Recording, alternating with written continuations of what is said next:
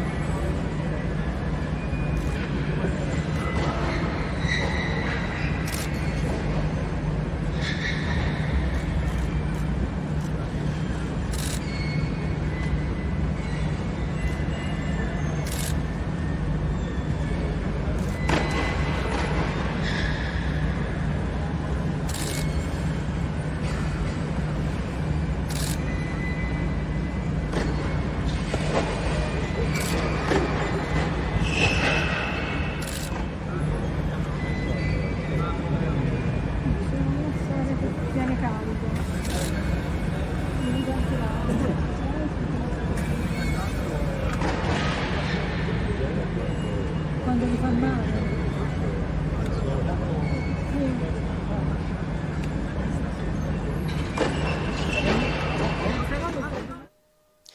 If you enjoyed this video, make sure you hit that like button.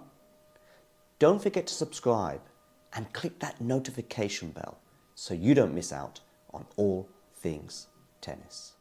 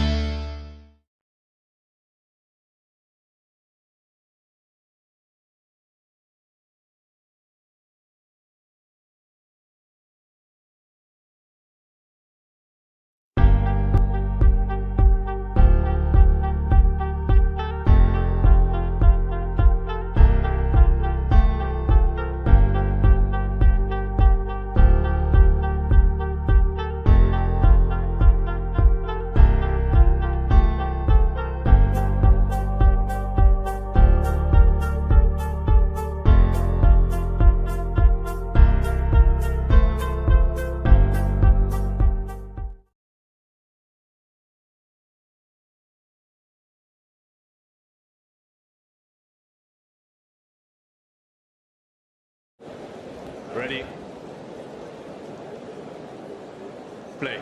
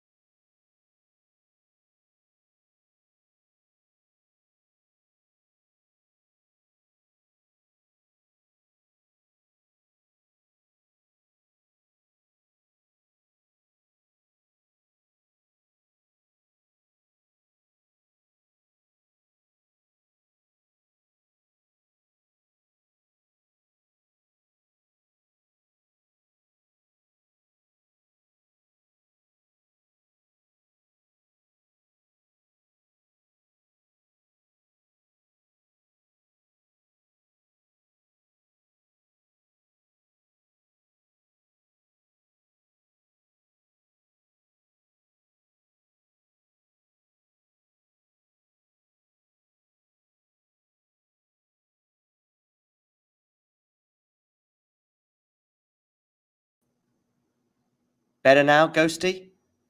Better now? It's been a while since I made that mistake. But I think it should be better now, right? Just give me a yes audio on now, and I think it will be. But it's been a good 6 to 12 months since that. I did a monologue there without realizing. I mean, on occasions in the past, I have said, a few words, but then realized. But I think it's okay now, right, Ghosty? I'm going to write in the chat. 1, 2, 3, 1, 2, 3. Hopefully you can hear me. I might just tune into YouTube just to check to see how it is.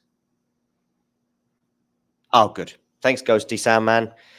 What would I do without you? I was just talking about the forehand from Jack Draper because I think it is something to pay attention to. I'll be sharing the score on the screen in a second, don't worry. But we are at 0-0 or love all. And actually, Draper has held for 1 love. So I think it is time to put the score on the screen. Yeah, it's the forehand, probably after fitness, if you like, that I think has been holding Jack back, maybe the most. It's certainly an area of consistency that I think he'll be looking to improve upon, because I think the backhand is pretty good. How are we all doing today anyway? I was just saying, actually, in my monologue that nobody heard because my sound wasn't on. I was just saying in my monologue that that, of course, you're all tuning in from various parts of the world, including Australia and Asia, where it'll be sort of late morning or early afternoon. Those of you tuning in North America, depending on whether you're East or West Coast, will be approaching midnight or gone midnight. And in Latin America, pretty much throughout, it is gone midnight. Europe and Africa will be breakfast time. So in France, munching on a croissant. UK, bacon. Although actually, to be honest with you, in the UK, the classic breakfast is not what you think. It's actually just a bowl of cereal. At least that's what it used to be in the 80s and 90s. I don't know what the kids are into now. Baez is 15 love up on his serve. Baez on a hard court. I'm surprised, actually. I think I saw somebody in the chat predicting get a series of forehands here, and now we're on a backhand slice for Jack. It's a good slice, actually. But that's not a good forehand. So 30 love. Yeah, the weather is crisp and lovely, but it must be pretty late at night, no, Ghosty? Baez in a long slump. Yes, since maybe that title he won at Winston-Salem, I'm going to say.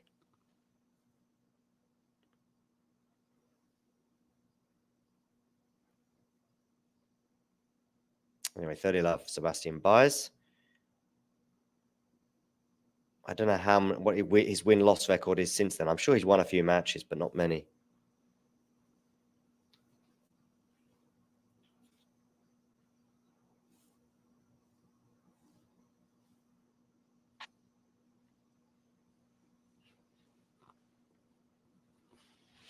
I have just finished editing, by the way, Nick's power rankings.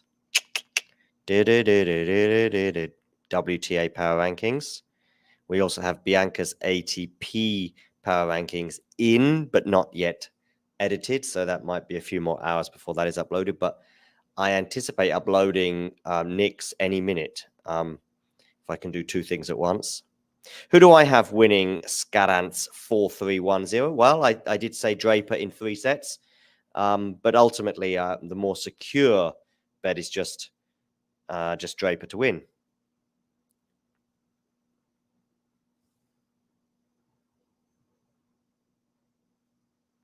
No, and I think the fitness thing in tennis, more than probably most sports, is kind of interesting because actually you may well get fitter with age. I mean, look at Djokovic. Djokovic in 2008 was a long way. You know, Djokovic was having Rune-esque, Sinner-esque as well, perhaps, issues. Remember that Tsonga match, I think, in 2008, I think, at the Australian Open.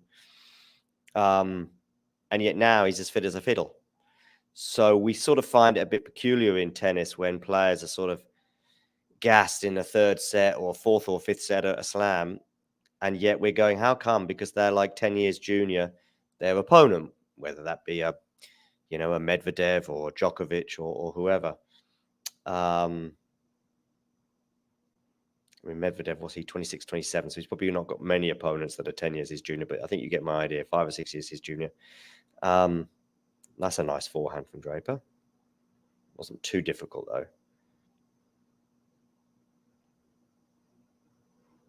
He did have he had a really on-off forehand day when I saw him play at the Davis Cup against, who did he lose to? Kecmanovic, who was on fire that day. Blazing Kecmanovic. He comes across really well, doesn't he? Misha, as he's like to be called. Miarmir is the formal name, but Misha is friends, family, and maybe even talking tennis call him. Of course, one of those videos was for members only, but I know Ghosty has seen it. But you can become a member by hitting join. Listen, we have got a break in play right now, so I'm going to see if we can just take a quick 60-second break and I can upload Nick's power rankings. Thanks for tuning into this watch along. While there's a break in play, here's a reminder to hit the like button, subscribe, and click that notification bell. Your support helps to keep the channel going. While we're here, you can now become a member to enjoy perks, including badges for the live chat, but also bonus material, such as interviews with top players from both ATP and WTA tours. The membership link is pinned in the live chat. You can also follow us on Twitter, Facebook, and Instagram. So whether it be serves or volleys, forehands or backhands, serve bots or drop shots, we've got you covered, whether that be via our website, talking-tennis.com, where you can read features and interviews from our top writers. Or if you prefer us in audio form, you can subscribe to our podcast on Apple, Amazon, or Spotify, or wherever you get your podcasts from. Remember, we offer you wall-to-wall coverage via our regular watch-alongs, magazine shows such as Nick's WTA Weekly or Damien and Mario's ATP version. Plus, we deliver top content from people on the ground, actually at the tournaments, so you get even nearer to the action. So, what are you waiting for? Hit that subscribe button so you don't miss out on all things tennis. Indeed, all things tennis, including Nick's WTA power rankings, which I'm now clicking on various buttons to upload it. Yeah. So that should be there in a few minutes. It takes a, so don't, hopefully you can all be patient, and hopefully you stick with me, at least for now anyway. Yeah.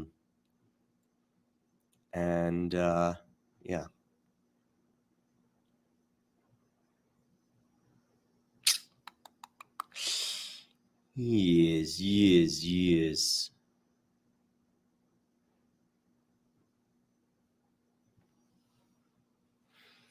15 all here on the Baez serve. Now it's the serve from Baez, of course, that can be got at, let's say. Hardly a surprise given his height. It is sort of the area of his game that is gettable. Hopefully that all makes sense.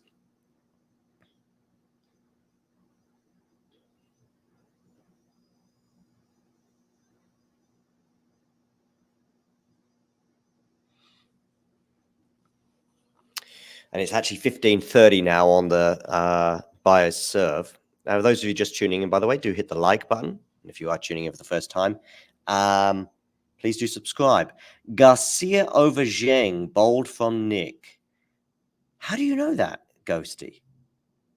Has he? I put. You mean in the YouTube community? I remember I posted my top 10, but that's not the same as Nick's. If that's you saw the top 10 that I posted. I think it says. Let me just check. If that's what you. Yeah, I posted it. Yeah, but that's mine actually. So it's bold from me.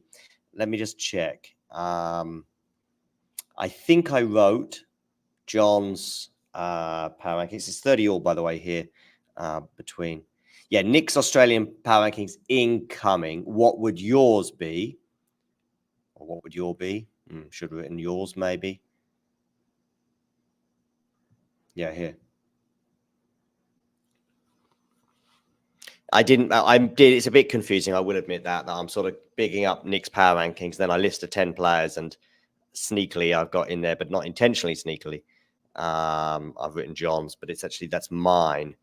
Yeah, no worries, Ghosty. Let's call it 50-50. My bad too. Let's share the badness. Because I think I could have made it clearer. And I've even made a grammatical mistake as well. What would your top 10? Oh, no, actually, no. What would your top 10 is okay. Draper has a break point, by the way. We'll come back to the power rankings in a second. And let's talk about this break point. Run around forehand here. That's the thing, you see. You can easily run around a Baez second serve, even when it's down the tee like that was, which was quite well placed. Lovely backhand from Jack, but it's not won the point yet. Good defense from Baez on the backhand. Nice change of direction now from Jack. Jack kind of in charge of the rally here. Baez on the run pretty much constantly, but he ceded that advantage there. And Baez takes advantage with a wonderful forehand inside out. So, that's mine. I won't mention Nick's yet, but I think Nick's is more. You'll be surprised, or you won't be surprised. I think Nick's is more controversial. I see it in a sort of block of. You got the top 4. You've got Pegula on an island in the middle, and then the next 5. And to be honest with you, I've got Vondroušov at 6, for example. If you don't have Vondroušov in your top 10, okay, fine. You know, I think you could take any one of those 5 players out of that top 10, and you know, I wouldn't probably have a big argument. I'm not any one of the top 5. I would be like, what? You don't have Coco Gauff in your top 10 power rankings? To me, that would be, I don't know. I just can't believe you watch tennis if you don't have Coco Gauff or Sabalenka or Pegula or Rebecca Swiatek in your top 10. Yeah. Then the next 5 for me, we've got another break point here for Jack Draper. The next 5 are, I get it. You know, you might have Vondroušov or Jabeur in there, you might not, and I'm okay with that. I'm not too passionate. But I have to say, I do feel a bit clear about this. It wasn't as difficult as I thought. I had some doubts about Jabeur, for example, and Vondrousova, funny enough. And then I was like, yeah, you can't really not have them in the top 10. And even if maybe post Wimbledon, we haven't really seen Jabeur hit the heights. I think she lost to Zheng, didn't she, in the US Open, and had a few more injury issues. 2023 was really stop-start for Jabeur. You know, healthy, unhealthy, healthy, unhealthy. And it was kind of how her year was. And yet she still made a Grand Slam final, and still picked up titles and still looked excellent at times on the clay, in Stuttgart and in Roland Garros. I think if she'd have been fitter at the French Open, she might have gone around further as well. I think she lost a backhand into the net from Draper there, but he has broken serve at 3-1. I apologize for getting distracted. Hi, Jean. Jean, I'm just sharing at the moment my power rankings. I will share the score again shortly. I'm just sharing my power rankings there for the Australian Open because I'm intrigued to know what you all think.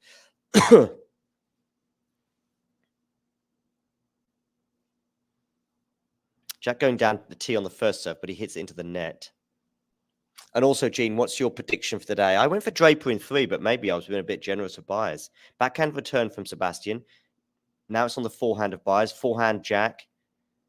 I'm on forehand watch for Draper today because I do think it's a shot that he can improve upon. And those forehands are very short there, but that's a nice backhand from Jack. Better depth there from Jack. Cross court from Draper, but it goes out, I think. And it's love 30 on the Draper serve. Yeah. Yeah, I've been encouraged by Garcia post US Open, maybe Billie Jean King Cup. Yeah, Jean, you might have a point with Andreeva. Yeah, maybe that's an oversight. Maybe that's an oversight, Jean. I'm not against it. Like I say, I think the from 6 to 10, there's an argument for saying they shouldn't be in the top 10. Draper winning the next point, 15-30. There's an argument to say, though, even Vondrousova and Jabeur, who've got some pedigree when it comes to Grand Slams, I think, there's an argument to say, listen, they're just not playing well, or they're not healthy. And Vondrousova had a loss, I think, to Leylah Fernandez at the Billie Jean King Cup. She had a loss she wasn't great in the United Cup either, I don't think. So, it's been a few months since we've seen her play well. Lovely backhand there from Draper. 30 all. I don't think you can have Andreeva as a dark horse. Not really. Not anymore. But it depends on your definition of dark horse. I think it's vague. It's difficult. Some people might go for an unseeded player. Some people might say, listen, tipping Zheng to win the Australian Open, I think, would be a dark horse. Yeah, right. One match. So I've got her at 6, but maybe I'm being generous there. And I'm not, as I said before you joined, I think, Gene, the only you've got to have those 5 players at the top. You've got to have them in the top 10. And to be honest with you, I don't think you can have them outside the top 5. You might tweak the order, fine. You might put Rybakina first. You might put Sabalenka second. You might put Pegula 4th, for example. I don't know, but yeah, maybe Pegula above Goff. I wouldn't argue against that. But you're having that 5 and in the top 5. Even Pegula at 6 or Goff at 6, I'd be like, But then after that, anything. You could probably have any one of about 10 players in the next group of 5, Gene. And one of those is Andreeva. And I wouldn't argue against it. I'd go, okay, interesting. Yeah. The lovely backhand winner there from Sebastian Baez, pushing Draper now on his serve at deuce. Let's share the score, shall we, ladies and gentlemen? Give us your top 10 in order then, both Ghosty and Gene, if Ghosty is still with us.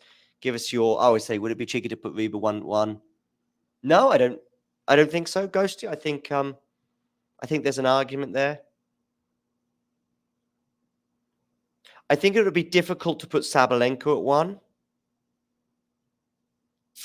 You know, having got that beat down yesterday, and she's not won a title since May, but she's been close at lots of titles. I mean, semi-final French Open, semi-final Wimbledon, quarterfinal Berlin, I think, semi-final US Open, semi-final, I'm going to say in Cincinnati, I think. Was it semi-final in Cincinnati? Maybe quarterfinal. Although it could even have been Canada. I sometimes get those two confused looking back. Draper put a backhand into the net, so we're back at deuce. I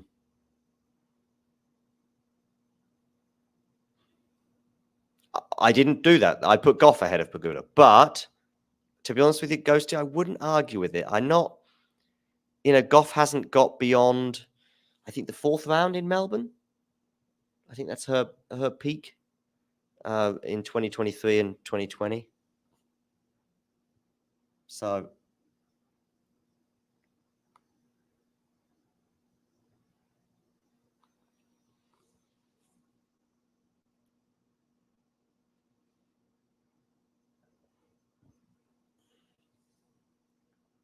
nice serve there from Jack. He's got a game point again here.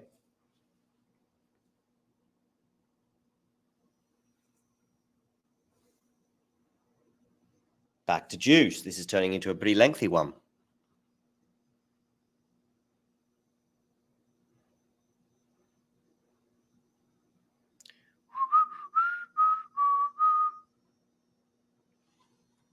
What's your tip for today's match as well, Gene? In terms of Baez against Draper.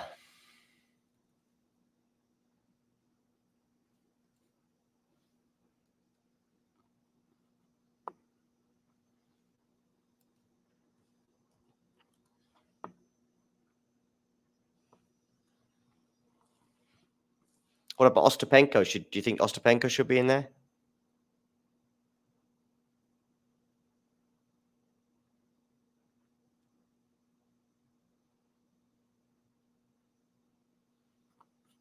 I mean, it was a tougher mission, Ostapenko. I will say that. Another game point here for Draper. Forehand now. Good depth there. Better depth there from Draper. That's not quite enough depth there, though. But now he's got a backhand. Drop shot from Draper is successful, and he wins the point. And therefore the game. 4-1, he now leads. 4-1.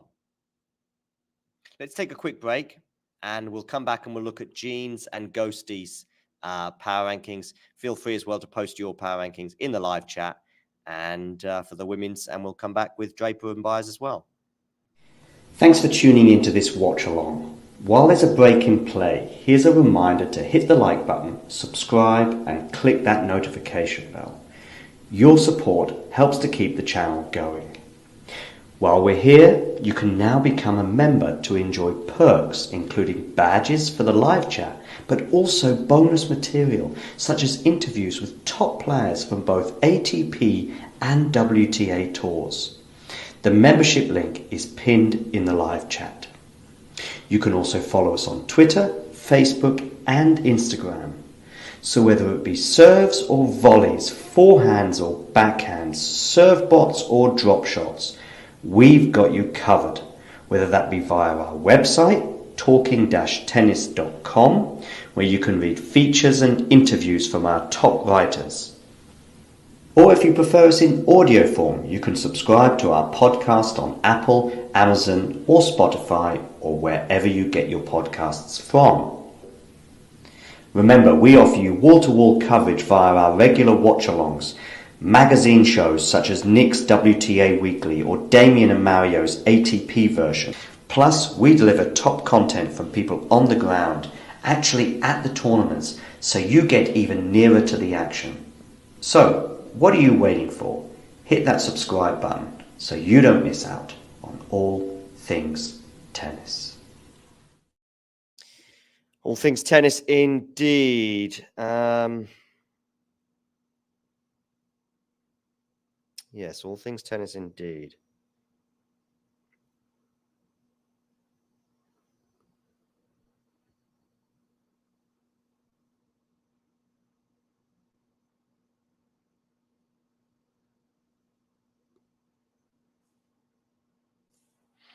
I'll come and have a quick look at the live chat in a second. I'm just creating a thumbnail for Nick's power rankings.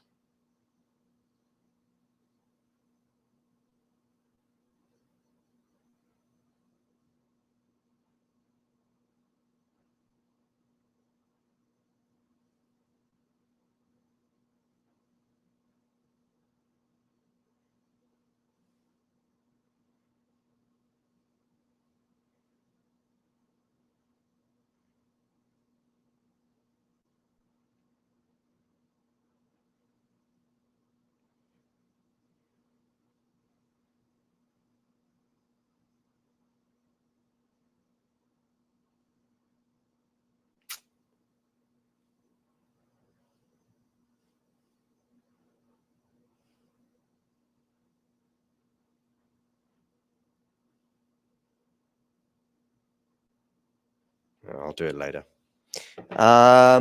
Okay, sorry, guys. 30-15, Baez leading, although it's now back to 30 all. A double break here would just about seal the set, you'd imagine. Let's have a quick look at some of your comments here, particularly regarding the power rankings, but also this match here. Yeah, Gene, one match win for Vondrousova since the US Open. It's really a wretched stretch of form, and therefore that's probably the strongest argument is not have her in the top 10. Pegula above Goff, no, bro, lol. Coco just won Auckland. Yeah, I would have Coco at 4, as I said. But I do think there is an argument to put Pegula above. Iga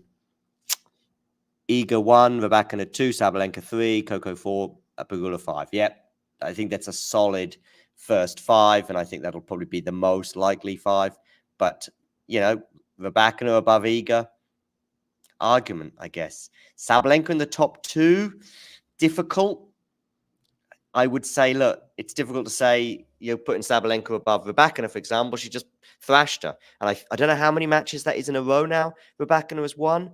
At least 3, but I'd even say 4 now. Has Rybakina won the last 4 against Sabalenka? There was 1 in Asia. There was 1 in North America, maybe. Definitely, of course, there was 1 at Indian Wells. And now the one yesterday. So I'm not sure if there was 1 in North America. I could be imagining that one. But it's at least 3. And I think they've all been pretty comfortable from somewhere between comfortable and dominant. And Draper has indeed broken. So he's leading 5-1 now and looking very, very comfortable for the Briton. Maybe I was a bit too optimistic for Baez in getting a set. Anyway, Ostapenko at 6. As I say, I don't have a problem with her being in the top 10, but 6. Yes, Svitolina. I didn't have her in my top 10, but should have maybe. Yeah. Yeah, maybe Vondrousova shouldn't be there. I don't know. What do you do? Azarenko and Zheng. Yep, good calls. Yep, fair enough. Rybakina, Iga, Coco at 3, Ghosty. That's optimistic. Vondrousova at 5. Is that Vondrousova at 5? 1, 2, 3, 4. Yeah. I wonder if there's a little bit there, Ghosty, of maybe some of your players that you like. Kenin at 10. For example. Anyway.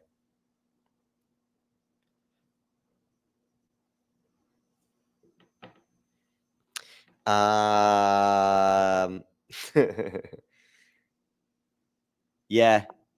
I think Draper in straight sets is looking a fairly solid bet.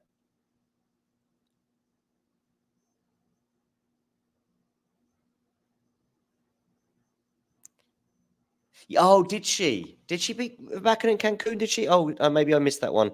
If I did, yes, sorry about that. Then that's my bad. Yeah, Kirit, I don't pay too much attention to Ghosties. Ghosty sort of goes on ones that he likes. I'm surprised he didn't have.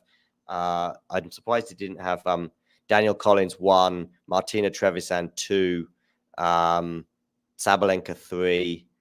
I'm not sure who else features in his favorites.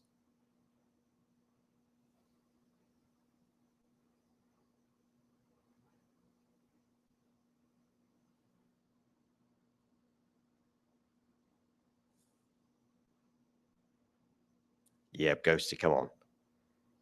If for her to win the Australian Open, form is improving. It's been, by the previous 2 years' standards, her last 12 months have had some results. Beating Sabalenka in Rome springs to mind. Yeah, Gene, I'm with you on that. Yeah. And maybe in hindsight, the Vondrousova one is... It's funny, I've got her that high, but yeah. Yeah, a couple of quarters. It's been obviously a while. 2019, was it, Gene? She was in the quarters. Is it 2 quarterfinals or 1? Backhand return here. Forehand from Drac. 2 points away from winning this set. Baez on the defense. Baez chasing down this drop shot. Gets to it. Draper, though, forehand down the line. This is turning into a pretty epic rally. Backhand Draper. Backhand Baez. Good depth there from Baez. Forehand now from Sebastian.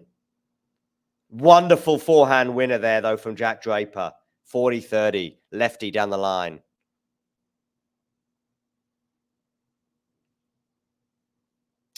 Kirit. Hadadmaya. Is that an upset?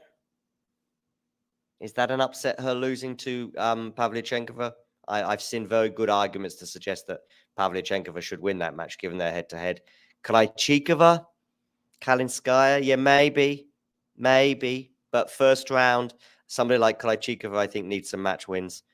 And Paulini, I haven't seen that result.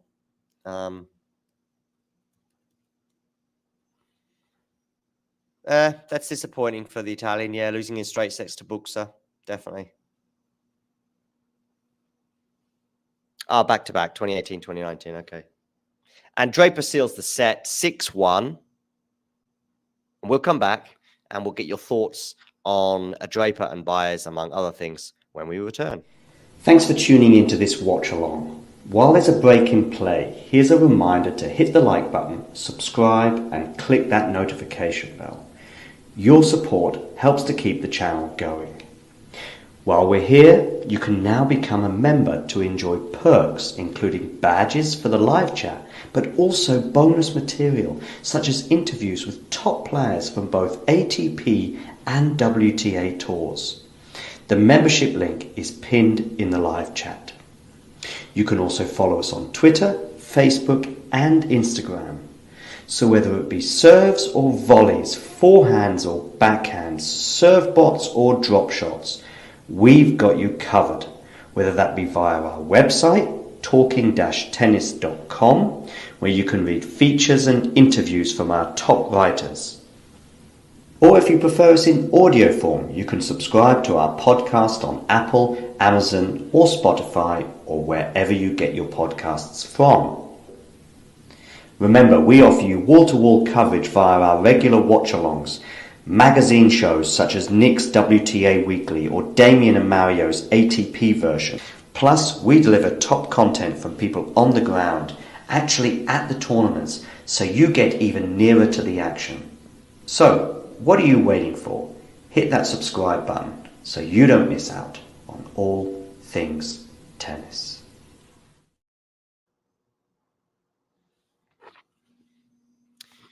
And we're back.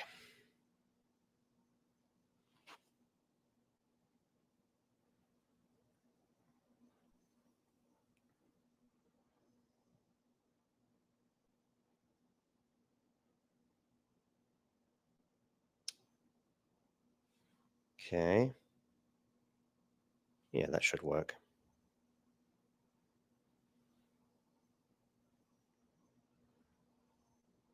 So I've just published Nick's power rankings, so do check them out at the end of this stream.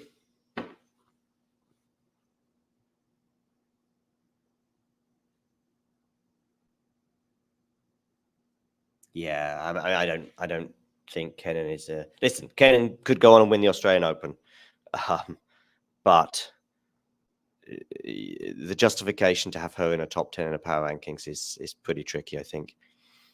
But definitely, if you just went on pure form, you'd go Swiatek, Rybakina, Sabalenka, Coco, Pegula. And then you'd probably put, you'd have Svitolina, you'd have Azarenka, you'd have Ostapenko, probably featuring. You wouldn't have Jabeur, you wouldn't have Vondrousova, you would have Zheng. Yeah. If you're going on, you would have Andreeva, probably. She's still picking up wins here and there. I think that Svitolina may be a better player now than she was, pre-baby and that sort of 2018, 2019 period. Maybe. There's a chance of her winning a Grand Slam. I mean, there was a chance before. I just think on clay or a hard court up against the big 3 or 4. She can beat Coco. She can beat Coco.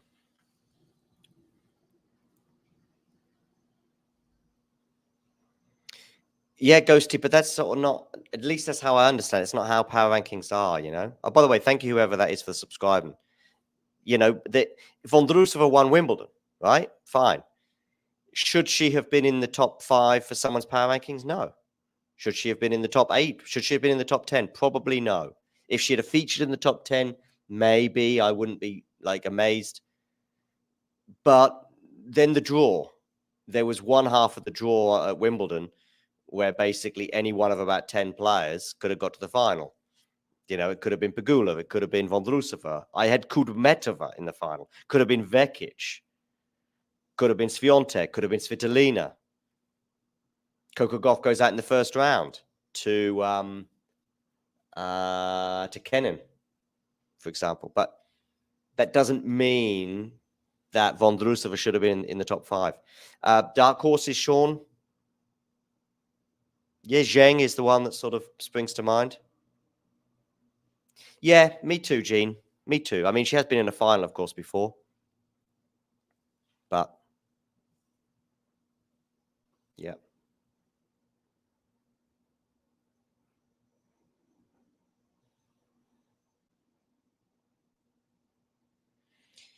So we have the power rankings done and uploaded from Nick.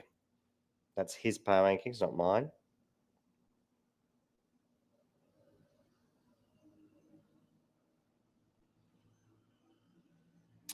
And then we'll have Bianca's uploaded sometimes in the next few hours. Yes, I like Andreeva too, Sean. Andreeva to make a slam final in 2024. What are we looking at that? It could happen. Could happen. Yeah, I know. On Vondrousova, it's one of those ones that sort of never wins matches on a certain surface. And then, did she win one match on grass in her career? Something insane. Yeah, I think there is for in the top 10 power rankings, Gene. Yeah, I mean, basically to feature in the power rankings top 10, it's like, would you be surprised if they make the second week? And I wouldn't be surprised at Andreeva. Wouldn't be. Baez going big on the forehand there down the line. Didn't work, and it's 40-30.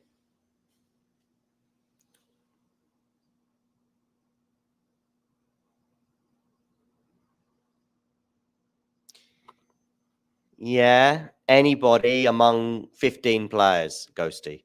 But Kenin isn't among those 15.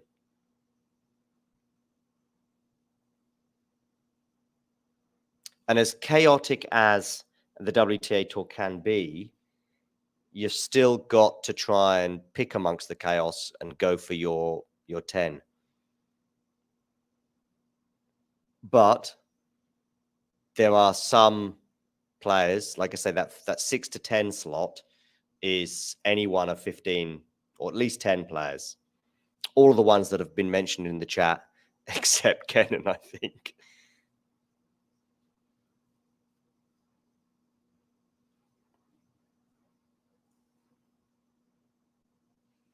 They're both good, Kiddit, but it's Mirror that has to be the one to be reckoned with at the moment, I think.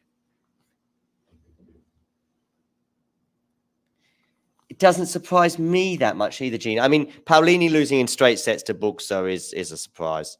Krejcikova losing a little bit, but mainly because she managed to... I think she won the first set, didn't she? 7-5, despite being a breakdown.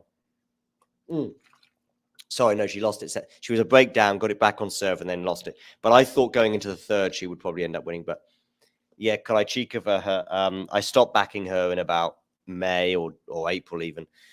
Because I was backing her quite a lot at the beginning of last season. I think I might have had her in the final in Australia, or the semis, I think. Of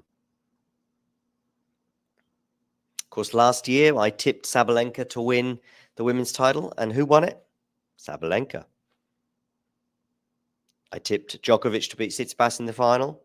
Djokovic beat Tsitsipas in the final.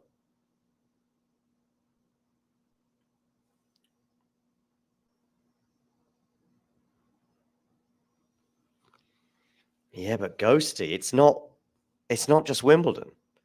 It's quarterfinal. I mean, basically, we're looking at Svitolina playing well and being a force to reckon with since May. It's a long time. You know, she's going into tournaments and getting to quarters and semis a lot since May. She first came back after the baby, and I thought, she looks rusty, and I wasn't really sure. And I think she lost quite a few matches around about April last year, or March, April, when she first came back. But since the French Open, quarterfinals at the French, semis at Wimbledon, she got to, I'm going to say, the fourth round in New York, was it? I think she beat, that's a terrible drop shot there from Draper. She beat, who did she beat? She beat Pavlyuchenkova, I'm going to say, was it? And did she beat Wozniacki? Where did she get to in the fourth round? I'm not even going to check. Someone can do it for me. And she made the final in third round. Is that all? Okay. Yeah.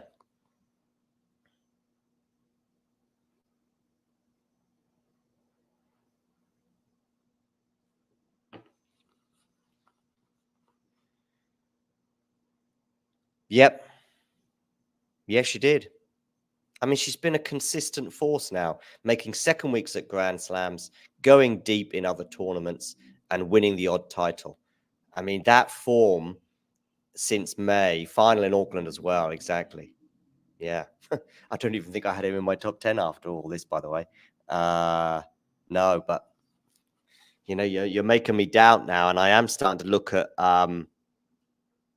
Vondrousova, Jabeur, and Garcia, and thinking Svitolina should have taken one of those spots.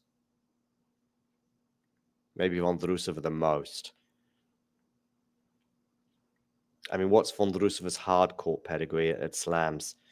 What did she get to, like, maybe the fourth round in New York? This is an interesting rally here. 30-15 Draper. Good backhand from Draper. Good defense from Baez. The forehand from Draper is long. And that was a fairly easy forehand for Draper, who was up in the rally.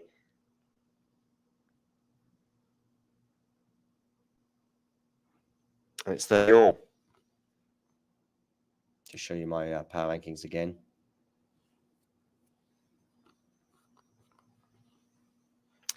Yes, she did make the quarterfinals. But I think that wasn't who I was wondering about. Svitolina could easily be top 10. I think she could be top 10 in a couple of weeks. What's Svitolina's ranking right now? I mean, she's only got points to gain at the moment.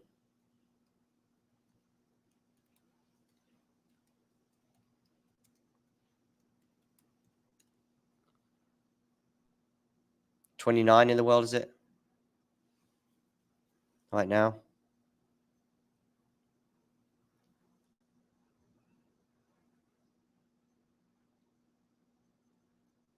No, she's 23. 23 in the world.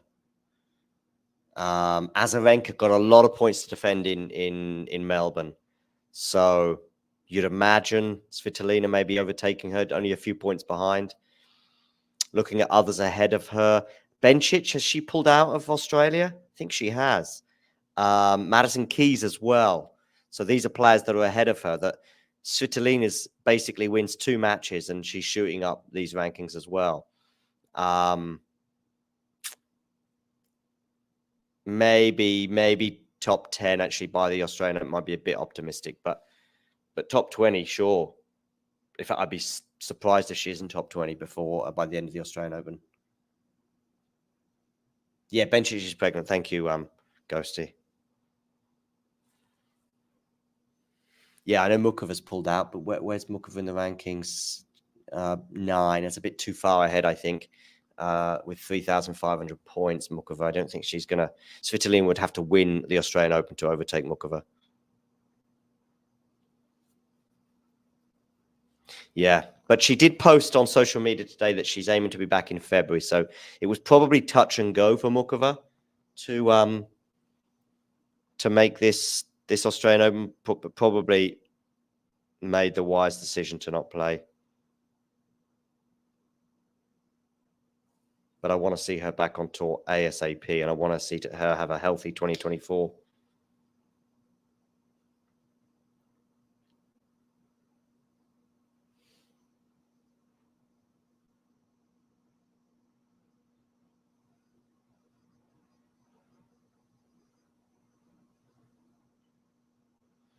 $15 all here on the Baez serve.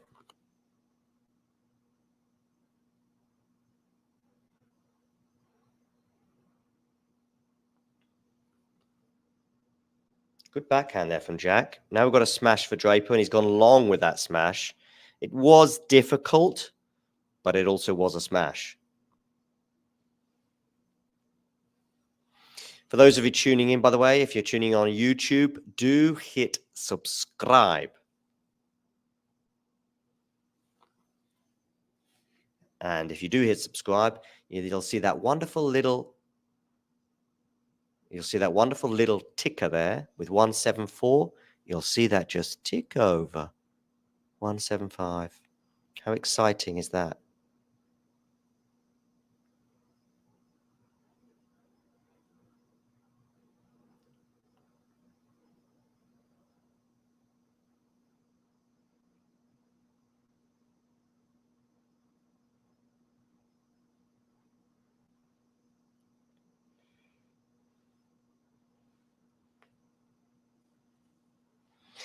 $30.15 here on the Baez serve. They're into the rally right now. Forehand from Jack.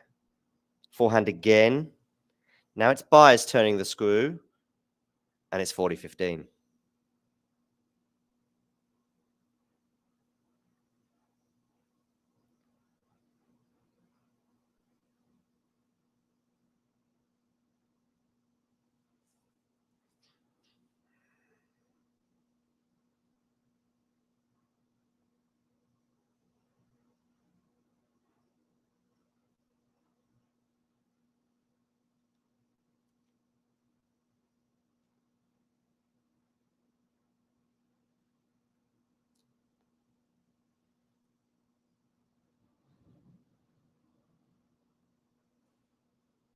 $40-15, Sebastian Baez. Because then the T backhand return from Jack is good. It's a good return. Surprised that Baez went for the backhand there, actually.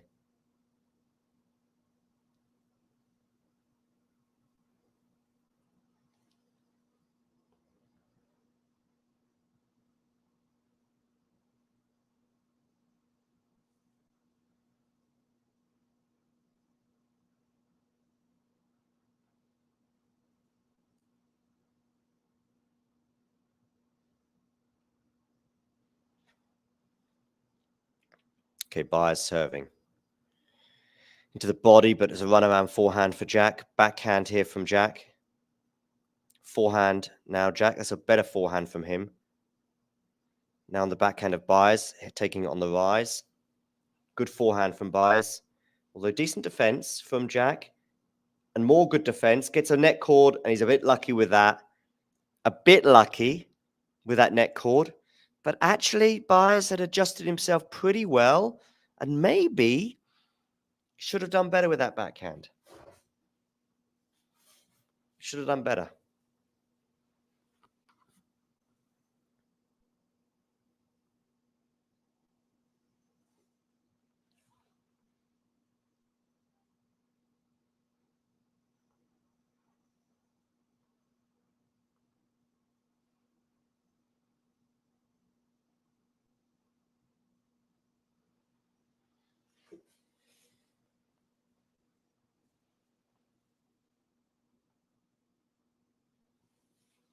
Hi, Rayat. By the way, Rayat or Rayat, I don't know how to say your name.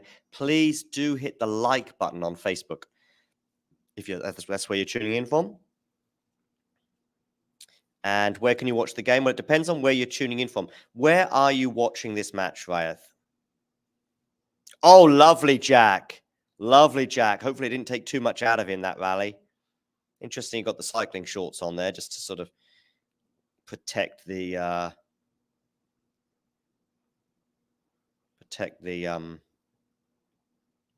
muscles. I mean, Baez did pretty well there, actually. But Jack, they're covering that just perfectly and putting that volley away with aplomb. Yes, and also, of course, on YouTube, if you're watching, please do hit the like button. Ghosty darting around the court. How about that? Run around forehand for Baez. Here we've got a break point for Jack right now. Lovely backhand from Baez. I'm hoping that Baez puts up a bit of a fight and so doesn't lose his serve here, but he's looking at big trouble in this rally, and Jack forces the error. Lovely cross court there. Not much maybe Baez could do with it about it. And the Brit now leads a set and a break. M-Town. M-Town. I'm glad you're here, M-Town. If you hit subscribe below the screen, doom, one click, you'll see that little thing tick over to 175. And you can know that you M-Town Swagger, are responsible. And how proud can you feel? You can do a little dance, little jig, and then be aware that that's your influence. Marajan is beating Monfils. Peak Marajan is top 10, by the way. The problem is peak Marajan is twice a year.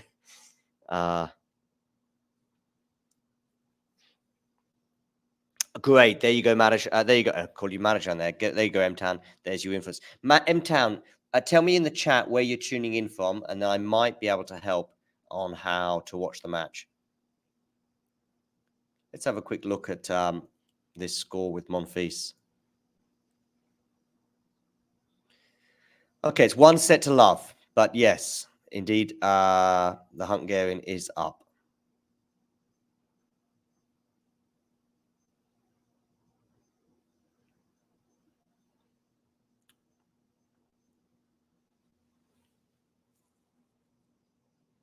So M-Town, yeah, tell me where you're watching from, and I might be able to help. Any way back for Baez? It's a long way back, really. Now, I mean, he's just not making any impression.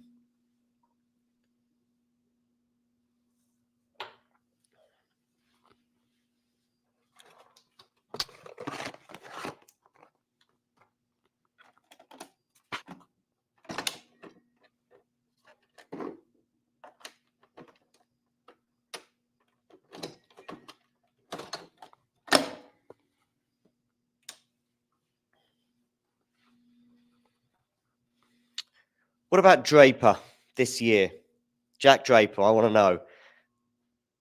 Top 10 by the end of the year? Top 20? Top 50 or top 100? Well, no, you have to factor in the potential possible injuries. You've got to factor those in. I mean, that's just how it is, ladies and gentlemen.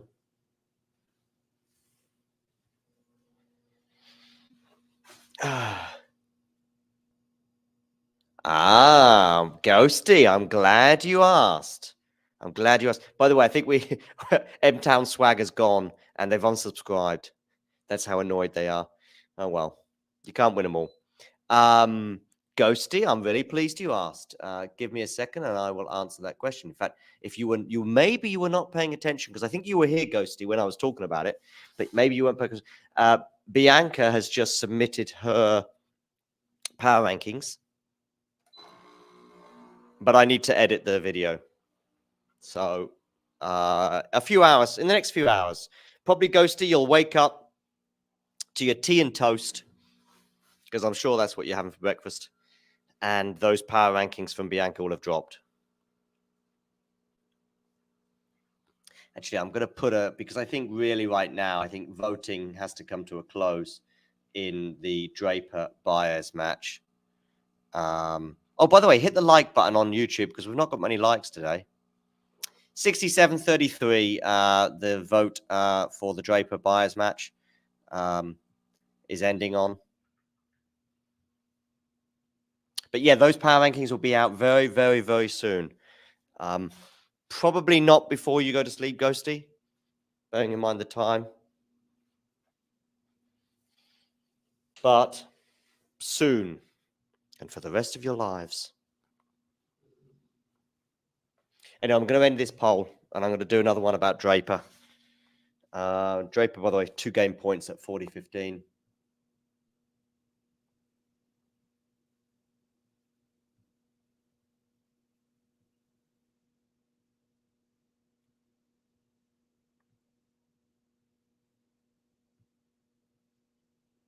So let's start a poll. Jack Draper, year end 2024 ranking. Hopefully that makes sense. Top 10, top 20. Well, I'll tell you what we'll do is this is easier for you.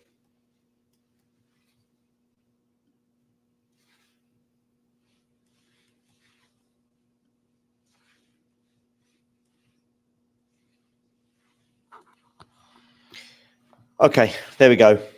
Just posted this. Draper's held for 3-1, by the way.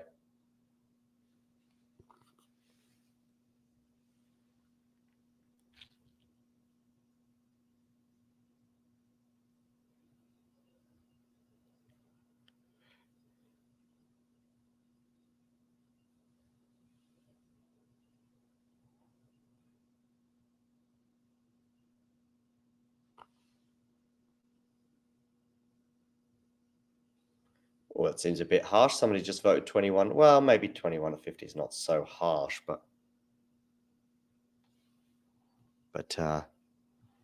for me, it's top 20. You're saying top 30, okay.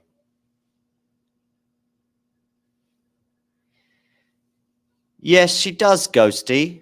But listen, we all different ages and you know, I would call myself a football expert, but I guess we all count ourselves as experts, don't we, in our fields of choice and passions. But it's been a few years since I played. Or maybe in the last couple of years, it's like once or twice a year rather than... No, it's not. Yeah, once or twice a year I play football. Now, it wasn't that long ago. When I was living in Hamburg, for example, I was playing quite a bit. Played in Chile as well when I lived there. Played in Denmark as well.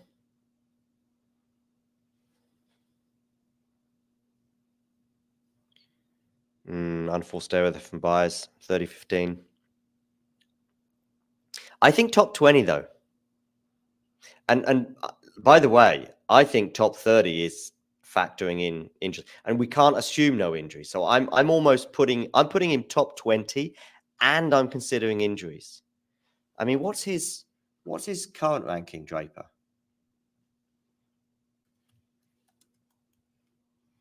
What's he, about 30?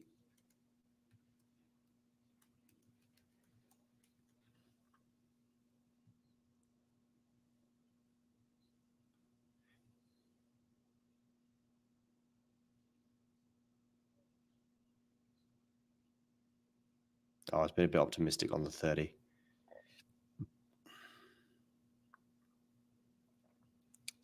Oh, wow, I was way out. 62. But he only needs to win a few matches, and yeah, he's certainly going to be top 50.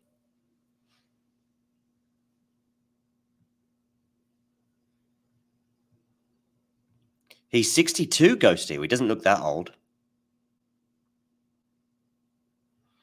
The jury's still out, I would say, Sean. He's not played enough super big matches for us to decide. I thought that maybe the mentality, the nerves, if you like, got to him a bit at the Davis Cup, and he said so in his press conference afterwards. That press conference, by the way, is out there on the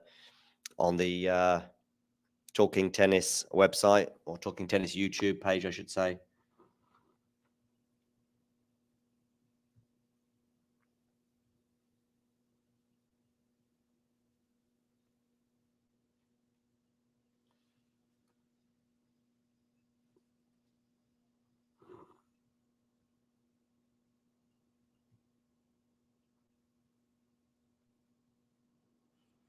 I will share actually our page of videos at the end of this game. Baez has a game point for 3-2.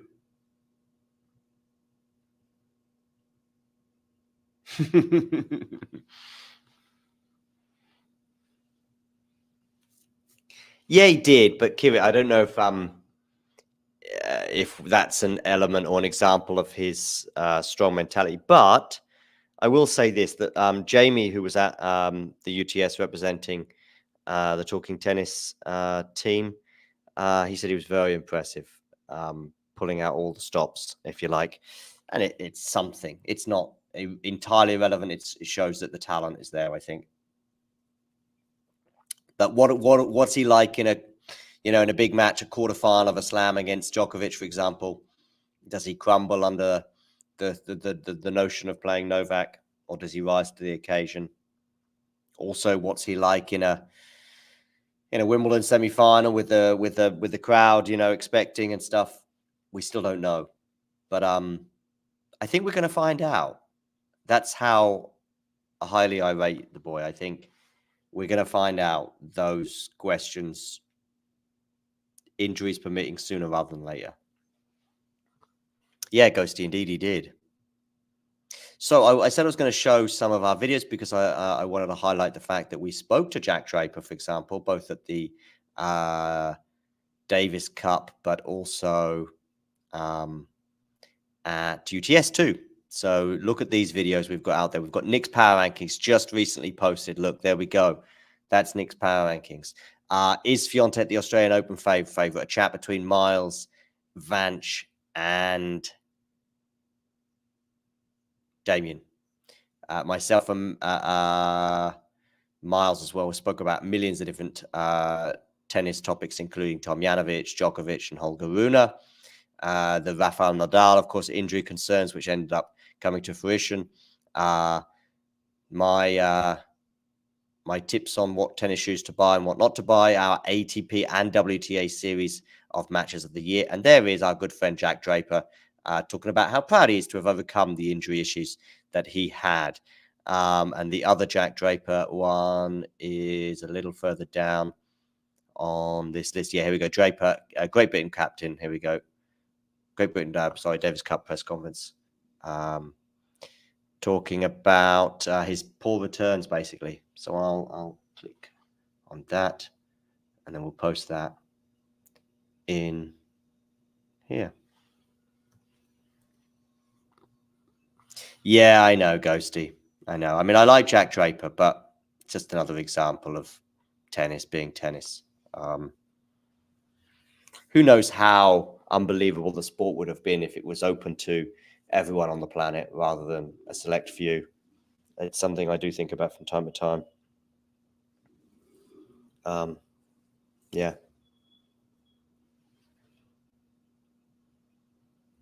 I mean, it's one thing. That's a terrible forehand there from Jack. It's one thing, having a culture of one particular sport or not having it, whether it be, maybe basketball or baseball, obviously, is a big thing in North America. In the UK, it's not a part of the culture as much. And so therefore, prominent basketball players in the UK are few and far between. Baseball is huge in Venezuela, I think, and Nicaragua, and also in Japan, as well as the US. But it's not big in Kenya or France. So these are cultural things and may well always remain. But tennis has another layer, and we know what that layer is.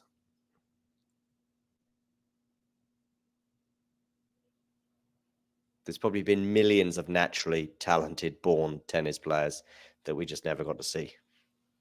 Anyway, topic perhaps for another day.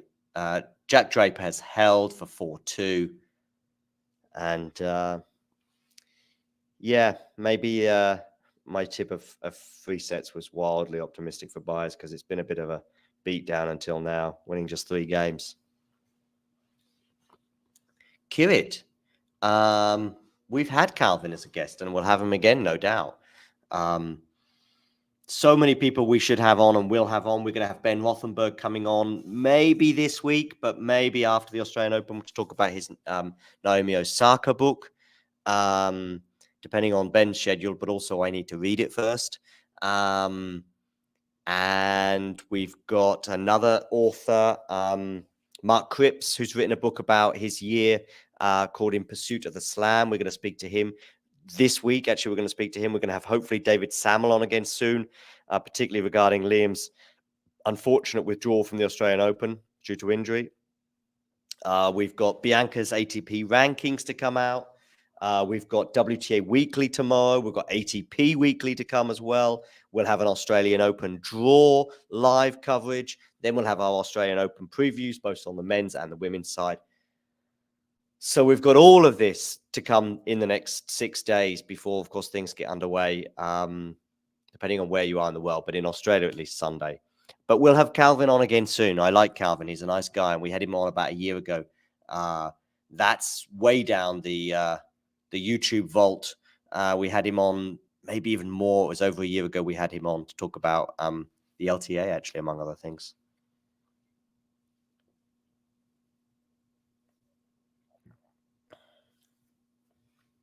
Cuba, okay, yeah.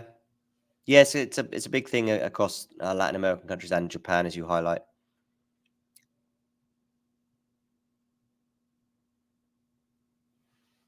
Yeah, there you go, Sean. Well, that's part of the issue. I mean, at least he got to find out that there was a sport called tennis, but as you say, it then stopped him at that point. Yeah.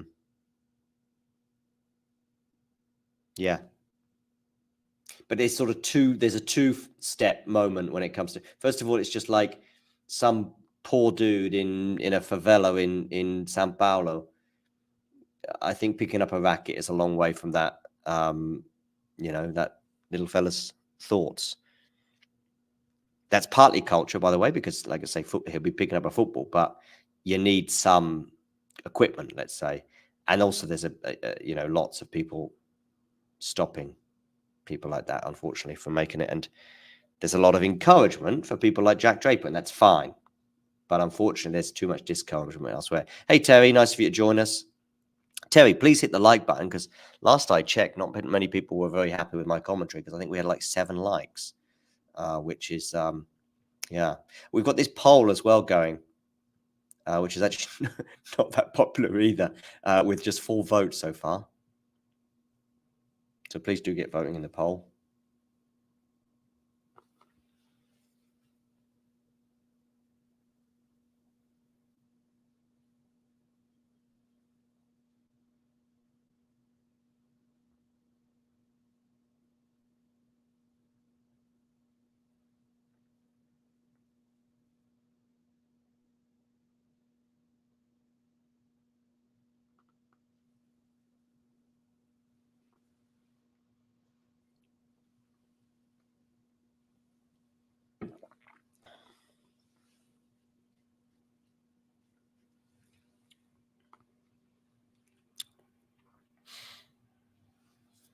So get voting in our poll, Terry, if you haven't already.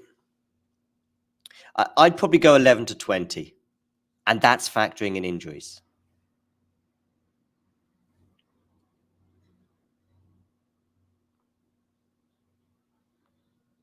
I mean, like, why is there no challenger event, for example, in Ireland? I know Keane, who occasionally joins our live chat, is often asking about that.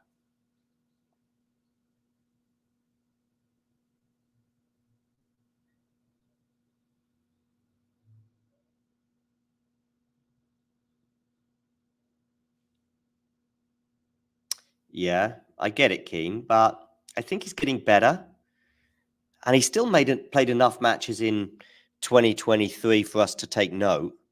You know, he still was there or thereabouts. I mean, did he beat Hurkacz? I think he beat Hurkacz, didn't he, before losing to Rublev in New York? You know, we went into the Davis Cup maybe thinking he might be the guy to help Britain overcome Serbia, but unfortunately losing to Kecmanovic was no good. But he'd already built up a reputation before then. You know, he pushed Rafa pre-injury in Australia a year ago.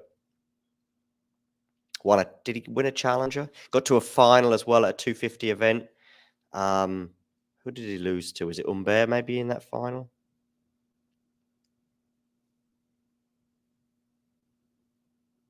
I don't think Terry's voted yet. I think he's just joined us, and we're waiting for Terry to vote. As soon as you vote, Terry, in this vote, I'll take it off the screen. Is Terry going to be the deciding factor? 11 to 20, 21 to 50, or maybe he's going to really go random and go top 10 or outside the top 50. Oh, you have voted, have you, Terry? Sorry. Okay. Ah, there we go. There's the vote. Oh, no. Yeah, there's the vote. All right, let's get the score on the screen.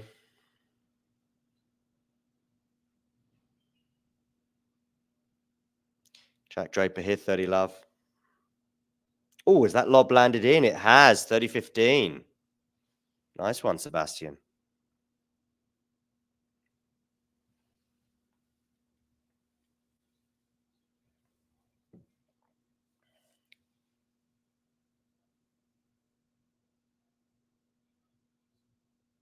It's a lovely lob.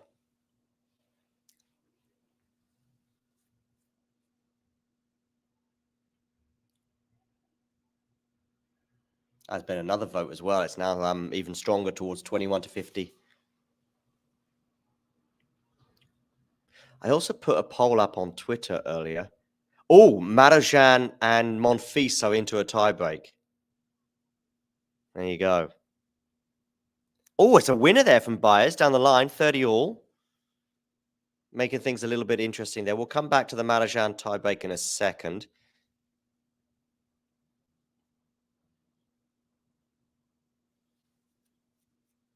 Jack Draper, Giovanni, Jack Draper, in answer to your question. Giovanni, by the way, if you click subscribe, Giovanni, below the screen, you'll see that figure go 174 to 175. And you can be proud and know that was you. Dazen, is Marajan going to win that tiebreaker, you think? Dazen, if you click the like button on Facebook, I will answer your question.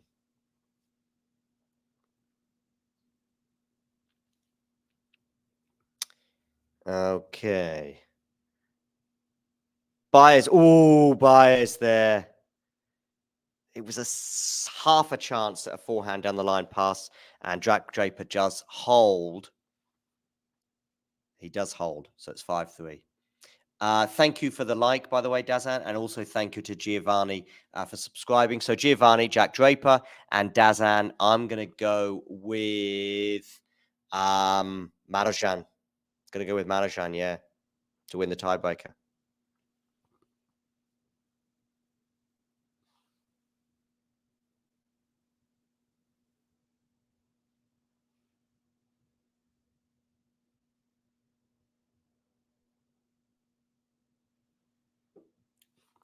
WTA Weekly to come in about, I don't know, a few hours. 9 p.m. GMT will be WTA Weekly with Nick, Miles, and maybe Biola. I hope Biola. That would be great if she can join.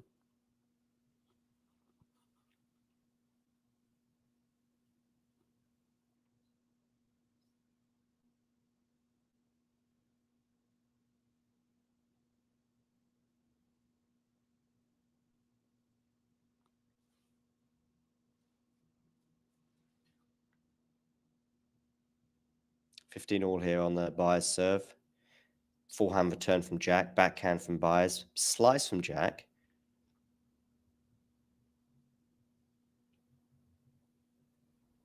Forehand from Baez, backhand Jack down the center of the court. And the loose forehand there from Baez, and it's 15-30 now. So Jack Draper 2 points away from winning. Talking of which, how's our friend Marajan getting on? He's 4-2 up in the tiebreak. Mini break, but it is pressure moment. These are the pressure points. What do I know about cricket, Ghosty asks. Not a lot. Not a lot. Why do you ask? We have 2 match points now for Jack Draper on the Sebastian Baez serve. Really good return there from Jack. And that forced the mistake from Baez. And so we've got 2 match points for Jack Draper in what has been a very, very impressive performance from the number 62 in the world. Soon to be top 50, though, ladies and gentlemen. Soon to be top 50.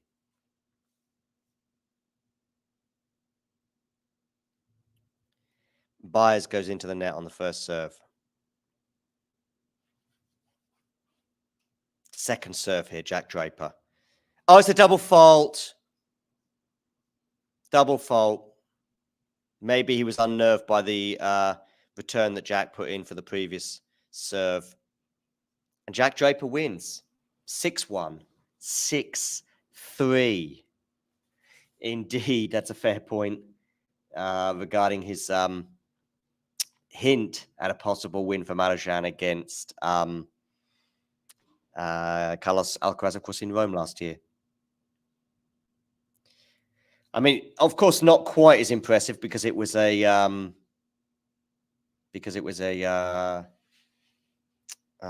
double fault. But I know exactly what you mean. I think losing just 4 games, even if Baez his form is woeful, I would agree with you, Ghost. I think very impressive all round from Mr. Draper. By the way, lots of members in the chat today. Great. Ghost is a member. Sean is a member.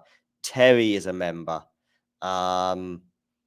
So many members in the chat. There may have been a few more earlier as well that I'm missing. But thank you for becoming a member. And you can become a member too by clicking the join button just below the screen. Okay, before this stream ends, let's have a quick look at some of the other results that we've had today. Oh, actually, let's have a quick look at Marajan and Monfils. Marajan has some match points. I do not have this match on my screen, ladies and gentlemen, so I can't tell you too much about it. And it would probably take me a minute or 2 to find it. So by which time I might be distracted. But I'll leave this on the screen while I have a quick look around the world almost to look at some of the results going on elsewhere.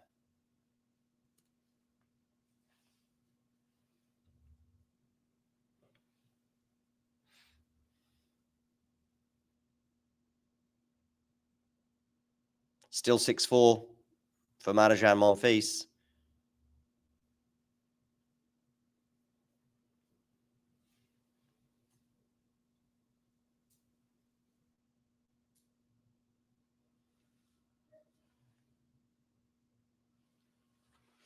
Just a second.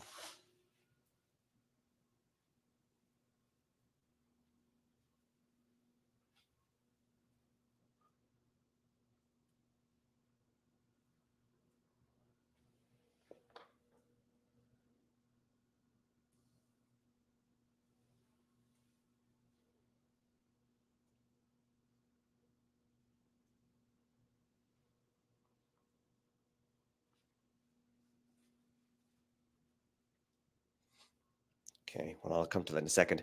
Anyway, Marajan. Did Marajan win? Sorry, I'm a little bit distracted with something going on there. No, Monfils has won the next point, so he saved a match point, but he's still got another one to save. Although this one's on his serve.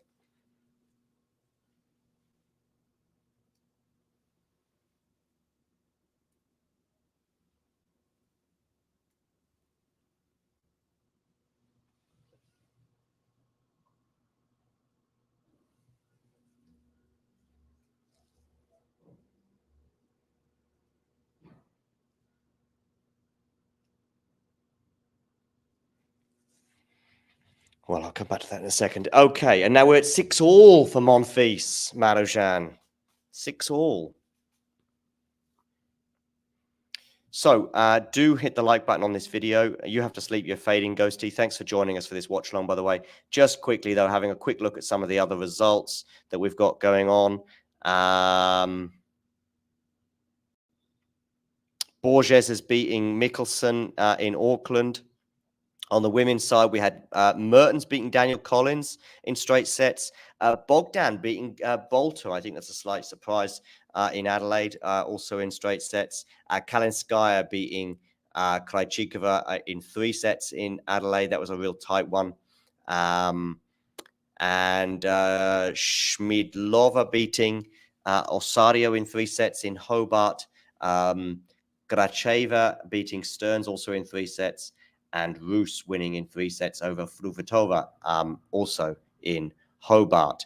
On the ATP side, of course, we've just seen Jack Draper winning 3 sets over Sebastian Baez. Marozsan and Monfils are still in their tiebreak. As I mentioned, Baez beating Mickelson. Also in Adelaide today, it was a qualification match where Rinderknech knocked out McCabe. And over in Auckland, ATP Auckland, which is just kicking off as well. We've had wins for Van der Zandschulp and Muller as well, among others. So what about this tiebreak, ladies and gentlemen, between Monfils and Marozsan? Monfils has now got a set point himself. I just want this tiebreak to end, and then I'll probably bring this stream to an end.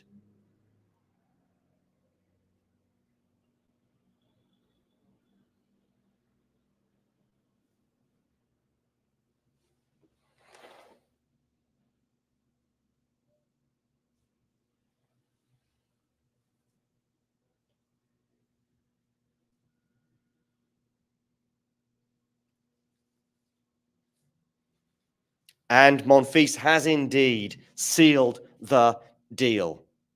So, ladies and gentlemen, thanks for joining us, though, for Baez against... thanks for joining us for the Baez against Draper. Jack Draper winning 6-1, 6-3. To everyone else, you know the drill. If you enjoyed this video, make sure you hit that like button. Don't forget to subscribe and click that notification bell so you don't miss out on all things tennis.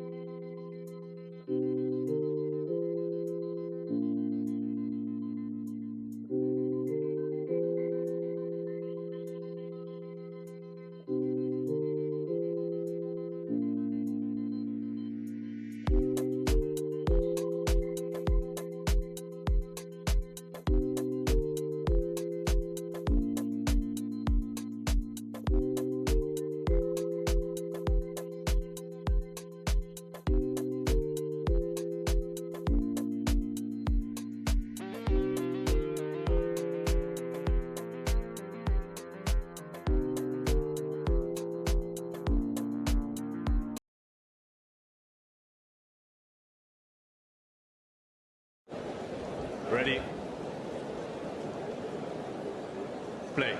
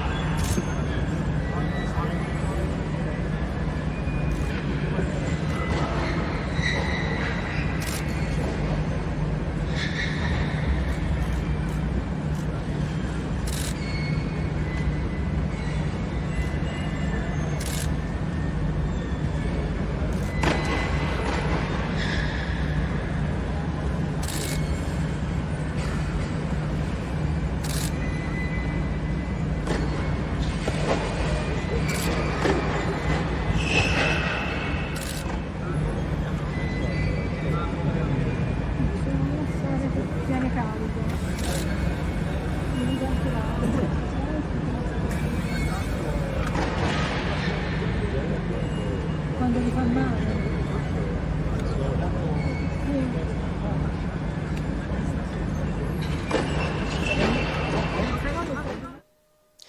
If you enjoyed this video, make sure you hit that like button. Don't forget to subscribe and click that notification bell so you don't miss out on all things tennis.